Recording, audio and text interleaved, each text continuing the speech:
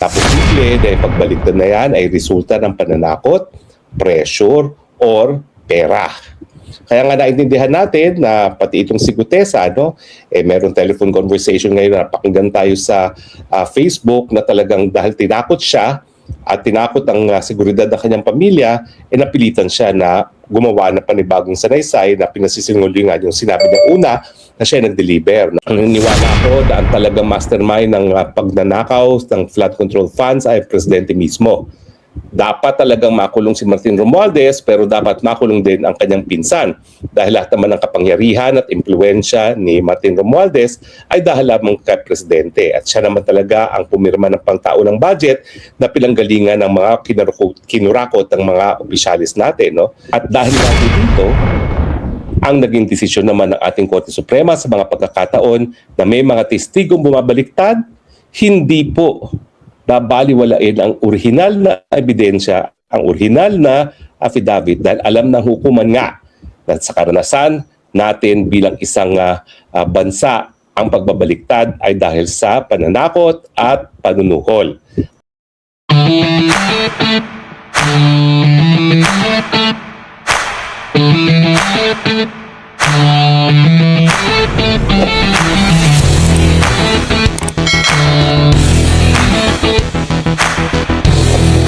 Magandang araw po sa inyong lahat. Nako, ngayon po ay Huwebes, isang araw na lang tayo mag-thank God it's Friday. Pero bukas pa po yung ating thank God it's Friday. Ngayon po, kayod muna, langoy muna sa tubig baha dahil ang mga walang yang mga senatong, congressman, at saka ang presidente nating bangag ay siyang nangurakot ng pera para sa flood control. Kaya tayong lahat lumulutang sa baha, naghihirap, nagiginaw, nagugutom dahil walang hiya ang mga namumuno sa ating bayan. Pilipinas kong mahal, hanggang kailan kayo magtsatsaga? Nasa iyong kamay ang pagbangon sa ganitong kahirapan. Nasa inyong kamay ang pagsasante ng mga presidenteng walang silbi. Nasa iyong kamay ang pagbabago sa sistema ng lipunan. Kayo po ang tunay na soberenya, kayo po ang may kasagutan sa ating kahirapan ngayon. Kinakailangan, aus na, now na, people power na. Pero bago po natin ituloy ang ating people power, pag-usapan muna natin ang malungkot na pangyayari. Una, 4 doon sa Brave 14 plus 4 ay bumaliktad at ngayon ay sinasabi na walang katotohanan yung kanilang naunang testimonya na silang nag-deliver ng mga pera hindi lang kay Martin Romualdez kundi kay Bongbong Marcos sa bahay niya mismo sa Ilocos Norte at dyan sa aduana. Ngayon naman, yung sa pagkakaalala ko, isa sa pinakaunang testigo na nagsabi na siya ay naatasa mag-deliver ng pera, hindi lang kay Martin Romualdez, kundi na rin dyan sa mga occupant ng Malacanang, ay itong si Gutesa. Ngayon naman, nalaman natin, bumaliktad na rin. Siya ay gumawa na naman ng panibagong sinumpaang sanaysay na sinasabing nagsisinungaling lang siya nung kanyang unang affidavit at siya ay nagsinungaling dahil lamang sa gawa ni Senator Marcoleta at ni Mike Defensor. Ang tanong, ano ba epekto ng pagbabaliktad ng mga testigo? Anong epekto ng pangalawang sinumpaang salaysay ng isang testigo na pinapasinungalingan niya ang nauna niyang sinabi? Walang pinaka-obvious sa sagot dyan dahil dalawang affidavit niya na pinasisinungalingan niya sa pangalawang affidavit, yung nauna niyang affidavit, syempre meron siyang krimen na nagawa. Yan ay perjury. Kapag siya ay nagbawi ng kanyang testimonya at sinabing umamin siya na nagsinungaling siya, siya ay umaamin sa krimen ng perjury. Pero anong epekto niyan doon sa mga bagay-bagay na sinabi niya sa kanyang naunang sinumpaang salaysay? Lahat ba nung sinabi niya sa naunang salaysay ay baliwala na? Alam niyo po, nangyari sa amin yan doon sa kaso ni Madriaga. Kasi ang nahuli ng mga pulis matapos na nasundan, matapos tumanggap ng bribe money, yung mga kidnappers doon sa kaso kung saan dahilan na nakakulong ngayon si Madriaga, ay yung pinsan niya na ang apelyido ay Madriaga rin. No? Nung siya ay nasundan ng pulis at naaresto at nakuha pati sinakyang motorsiklo, siya ay gumawa ng affidavit. Inaamin niya yung kanyang pagkakasala at dinidetalye kung anong naging partisipasyon ng kanyang pinsan at iba pang kasapi sa conspiracy para kidnapin yung mga Chinese na mga kabataan. Tapos, nagpasok sila ng isang isang piskal doon sa kulungan at gumawa ng panibagong affidavit. Well, kung hindi ako nagkakamali, yung pinasok nilang piskal para kay Ramil Madriaga mismo yon. Pero itong yung pag-recantation ni Madriaga, yung pinsan, ay dyan pa sa Camp Crame ata, no? Kung hindi ako nagkakamali, no? Aking recollection. Pero ang tanong, ibig ba sabihin na palibasa pinasinungalingan na ng isang testigo ang kanyang mga sinabi sa naunang sinumpaang salaysay, mababaliwala na yan? Okay, ano ba ho talaga ang sabi ng Korte Suprema tungkol dito sa mga baliktaran? Okay, well, una-una po, ang talagang sinasabi ng hukuman ay suspityoso ang hukuman at merong reserbasyon para tanggapin ang mga pagbabaliktad ng mga testigo. Bakit? Kasi alam nila na posible na yung pagbaliktad na yan ay resulta ng pananakot, pressure, or pera. Kaya nga naintindihan natin na pati itong si Gutesa, meron telephone conversation ngayon na napakinggan tayo sa Facebook na talagang dahil tinakot siya at tinakot ang seguridad ng kanyang pamilya, napilitan siya na gumawa ng panibagong sanaysay na pinasisinungalingan yung sinabi niya una na siya nag-deliver ng mga kakwartahan sa ilang mga personalidad. No? So, yan po ang general rule. Hindi ibig sabihin na bumaliktad ang isang testigo sa pamamagitan ng pangalawang sinumpaang salaysay na baliwala na yung una. Mas pinaniniwalaan ng hukuman ang naunang sinumpaang salaysay dahil nga alam nila na base sa karanasan, ang mga testigo po pwedeng takutin, po pwedeng bayaran. At dahilan para sila ay gumawa ng pangalawang sinumpang salaysay na pinasisinungalingan ang kanilang naunang salaysay. Pero meron din pagkakaiba kapag ang recantation ay bago nag-testify ang isang witness sa hukuman mismo or kung ito ay matapos na siya ay mag-testify na. Ang rule is kapag natapos na ang testimonya ng isang testigo at siya ay na-subject na to cross-examination, maski pa siya ay magbago ng kanyang sinumpang salaysay at sinabi na lahat ng sinabi niya sa hukuman at sa kanyang naunang sinumpang salaysay ay pawang kasinungalingan, hindi po yan paniniwalaan ng hukuman. Kasi ang importante, bukod dun sa sinumpaang salaysay, yung sinumpaang testimonya ng isang testigo sa hukuman. So napakahirap, baliwalain talaga ang testimonya ng isang hukuman matapos na siya ay magtestigo sa hukuman. Kasi dalawang beses na niya sinumpaan yung kanyang testimonya doon sa nauna niyang sinumpaang salaysay at doon sa testimonya niya mismo sa hukuman. At dahil ang pagtestigo sa hukuman ay parang sagrado, talagang ang ating Korte Suprema ay hindi talaga babaliwalain ang ganyang testimonya dahil lamang nag-recant ang isang testigo, lalong-lalo nga kung tapos na siyang mag-testify. Pero kung ang pagbabaliktad gaya na nangyari kay Gutesa ay hindi pa nangyayari ang pagtestigo sa hukuman, anong gagawin ng piskal? O anong gagawin ng ombudsman? Kasi ngayon, ang issue is paanong gagawin ng ombudsman gayong bumaliktad na si Gutesa at bumaliktad na yung 4 na Marines. Talaga bang hindi na nila hahanapan ng probable cause si Martin Romualdez? Well, ako po uulitin ko naniniwala ako na ang talagang mastermind ng pagnanakaw ng flood control funds ay presidente mismo. Dapat talagang makulong si Martin Romualdez pero dapat makulong din ang kanyang pinsan dahil lahat naman ng kapangyarihan at impluensya ni Martin Romualdez ay dahil lamang kay presidente at siya naman talaga ang pumirma ng pangtaunang budget na pinanggalingan ng mga kinurakot ng mga opisyalis natin. So sa akin, bagamat gusto ko makita makulong si Martin Romualdez, dapat makulong din ang presidente. So ngayon ang issue is kung ang pagbabaliktad gaya na ginawa ng mga Marines at ni Gutesa ay sa level pa lamang ng preliminary examination na ginaganap ng ombudsman, anong resulta nito? Well, ang sabi po, ang hukuman, ang sabi ay kinakailangan evaluate na ombudsman ng piskal sa yung totality ng ebidensya na nahaharap laban sa mga nasasakdal bago nila baliwalain ang kanyang ebidensya. Ibig sabihin, hindi palibasa nagkaroon ng pangalawang sinumpang salaysay, mawawalan na ng bisa yung naunang salaysay. Bakit? Well, kung meron namang ibang mga ebidensya na magpapatunay nung sinasabi mismo na nasasakdal na binawi, baliwala yung pagbawi. So, sabihin na natin na sabi ng 4 na Marines at ni Gutesa na hindi sila nag-deliver, pero meron pa rin 14 na nagsasabi na nag-deliver sila.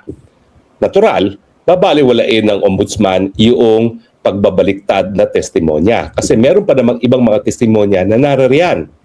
At saka po pwede pa rin tawagin yung mga testigo na bumaliktad sa hukuman pag nagkaroon na ng paglilitis at maalaman kung ano talagang katotohanan. Dahil alam nyo ibang epekto.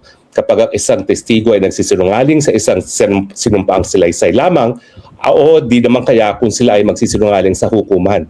Mas mahirap po magsinungaling sa hukuman mismo dahil hindi naman sanay humarap sa hukuman yung mga testigong yan, lalong-lalo na kung ikay haharap sa Sandigan Bayan na tatlo-tatlo yung mahistrado na haharap sa iyo. Napakahirap magsinungaling sa harap ng 3 mahistrado.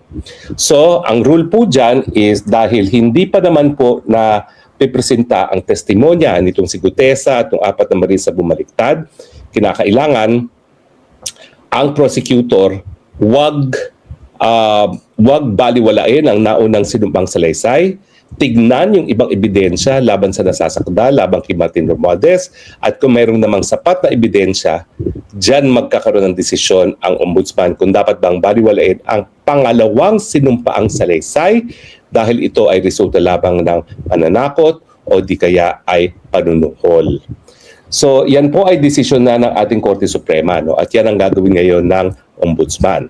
Ang aking alinlangan lamang para bagang pinalalabas sa ombudsman na kapag nakasuhan na si Martin Romualdez, tapos na ang boxing. Wala nang dapat panagutin.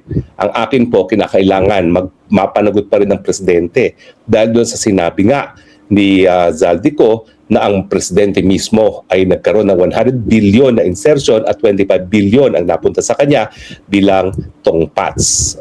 Diba po? No? Sa akin talaga, hanggang hindi nila iniimbestiga ang presidente, hindi ako naniniwala doon sa katapatan ng ombudsman na talagang habulin ang mga nangurakot sa ating lipunan. Totoo po na mayroong immunity from suit ang ating presidente, pero hindi po ibig sabihin niya na mayroon ng immunity from investigation from the ombudsman. Pwede po mag-imbestiga ang ombudsman ngayon at sabihin na kung wala lang immunity ang presidente, dapat siya kasuhan.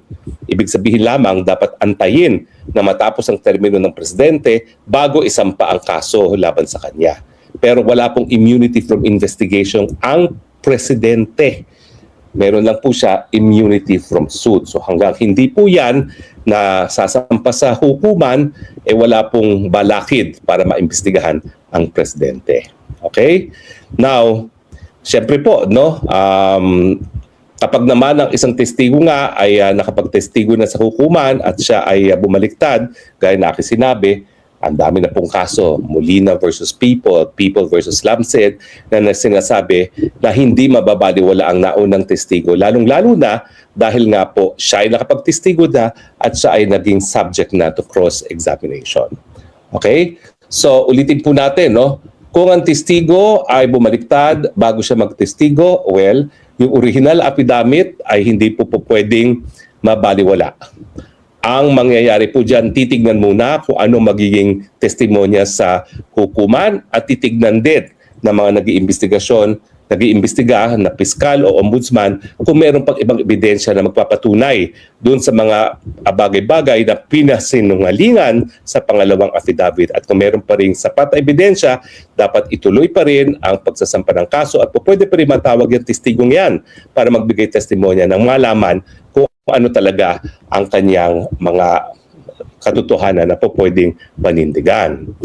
Pero kapag yan po ay nangyari, pagbabaliktad, matapos na siyang magtestigo, talagang wala na po halos epekto yung recantation na yan dahil lang nabigyan na siya ng pagkakataon na magbigay ng kanyang testimonya sa harap ng hukuman, nabigyan ng pagkakataon ng hukom na tignan kung ang tao ay nagsisinungaling o hindi, at saka syempre, nabigyan na po yan ng pagkakataon na mag-cross-examine. Dahil ang cross-examination, malalaman mo naman at malalaman mo kung nagsisinungaling ang tao sa mga bagay-bagay na kanyang sinasabi. So sa madaling salita, naintindihan natin kung bakit bumaliktad si Gutesa. malinaw doon sa video na release ng kanyang may bahay na napilitan siya bumaliktad dahil yun na nga po, no, ang tinatakot na ay yung seguridad ng pamilya. Ganyan po talaga ang mga padre de pamilya. Hindi na bali na ikaw ang magkaroon ng banta sa buhay, wag lang bigyan ng banta sa buhay ang mga mahal sa buhay ng isang testigo. No? So ako naman, naintindihan ko si Gutesa at yung apat na mga Marines. Pagdating kay Gutesa, ang talagang binigyan niya ng kahalagahan, seguridad ng pamilya. Lahat ng padre de pamilya gagawin din yan. At dahil nga po dito, ang naging desisyon naman ng ating Korte Suprema sa mga pagkakataon na may mga testigong bumabaliktad, hindi po babaliwalain ang orihinal na ebidensya, ang orihinal na affidavit dahil alam ng hukuman nga na sa karanasan natin bilang isang bansa, ang pagbabaliktad ay dahil sa pananakot at panunuhol. Kaya kinakailangan tignan muna, unang-una kung meron pang ibang ebidensya na kung susumahin ay magpapatunay ng pagkakasala ng nasasakdal at kapag yan ay meron pang ibang mga ebidensya, ay dapat ituloy pa rin ang kaso at pwede pa rin ipatawag yung testigo na bumaliktad. Dahil kapag naman siya ay bumaliktad pa rin sa hukuman, ay yan naman po talaga ay ground para siya talaga ay ma-prosecute na for perjury. No? Hindi naman po pwede na ikaw ay gagawa ng sinumpang salaysay at ikaw ay magsisinungaling doon at hindi na mapaparusahan. Kung hindi man magamit yung kanyang testimonya, yung kanyang pagbabaliktad ang gagamiting ebidensya para naman sa krimen laban dun mismo sa nagsinungaling, yan po ay para sa kaso ng perjury. So hindi pa po tapos ang lahat ha, huwag kayong mag-alala, napakadami naman pong tumayo bilang testigo na sila ay nag-deliver ng pera. At syempre, nandyan pa rin si, sino pa? Paging. Ano, sino ba yung ating ipe-paging? Sige nga. Tama kayo. Ang maglolong Bersamin. Tama kayo. Amira Pagdamanan. Tama kayo. Secretary Bonoan. Tama kayo. Zaldico. At kung lahat naman yan ay kakanta, ano ngayon kung bumaliktad si Gutesa at yung apat na Marines dahil alam naman natin na sila bumaliktad dahil sa pananuhol at pananakot. Pero ang katotohanan, hindi po bulag ang katarungan at eventually, kaya na aking sinasabi, lahat ng mga akala ay merong forever, madidiscover ninyo na walang forever, lalong-lalo na kung kayo ay magnanakaw ng kaban ng bayan. Mahahabol at mahahabol pa rin kayo ng gulong ng katarungan at itaga nyo yan sa bato.